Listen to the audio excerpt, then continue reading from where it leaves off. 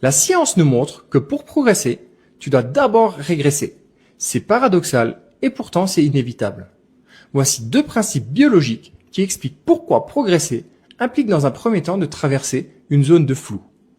La première, la résonance stochastique. Ton cerveau a besoin de chaos pour évoluer, mais pas de n'importe quel chaos. Il lui faut un juste niveau de bruit. Trop peu, il se fige et il bloque. Trop fort, il décroche, il sature et il passe rapidement à autre chose. Ce qu'il lui faut, c'est un déséquilibre maîtrisé. Un peu comme marcher sur un fil, assez instable pour forcer l'attention, mais pas assez pour tomber.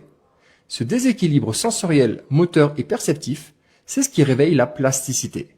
Pas la répétition brute, pas la stabilité parfaite, mais le juste flou. Celui qui oblige ton système à s'ajuster en direct et en vivant. La deuxième loi, c'est le syndrome d'adaptation générale développé par Hans Selye. Toute transformation et adaptation suit la même spirale. L'alarme, le choc qui déstabilise, la résistance, le brouillard, la tension et le flou, et la réorganisation, un nouvel équilibre plus précis et plus haut que le niveau de départ. Et c'est pendant cette deuxième phase, la résistance, que tout se joue. Un peu comme quand tu apprends une nouvelle langue. Au début, tu comprends juste quelques mots. Puis tout devient flou, tu commences à douter, tu confonds certains mots, certaines syntaxes.